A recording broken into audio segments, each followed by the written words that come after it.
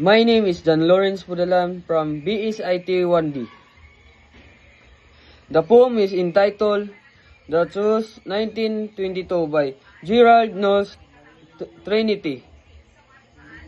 Muscle, muscular. Gold, iron. Timber, climber. Bullion, lion. Worm and storm. Chase, choose, chair.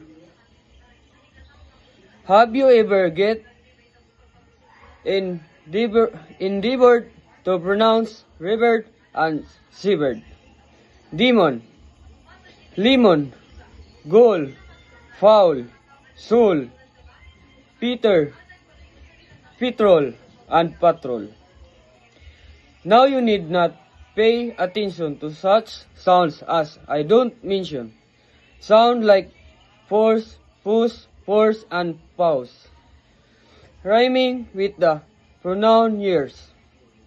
Woolly, holly, signal. Signing, same, examining, but meaning.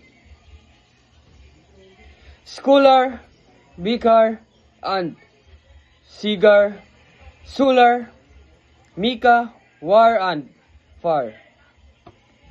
Pray, console, your loving put, make my coat look new, dear, so if just compare heart, or and heard, dice, and diet, Lord and word. I will keep you Susie busy, make your head with heat grow dizzy. Tear in eye, your dress, you'll tear queer, peer, sir. Hear my prayer. Dearest creature in creation, studying English pronunciation, I will teach you in my verse sound like corpse, horse, and worse. Now I study,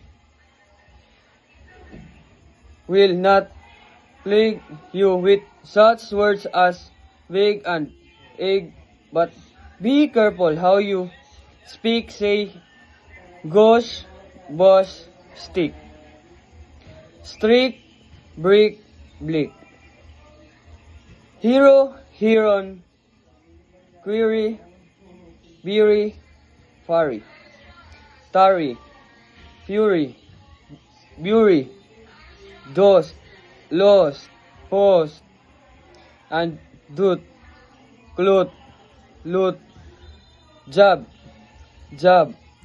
blossom, bosom, oath. Please don't monkey with the desert, don't feel teethers, stature, and nature.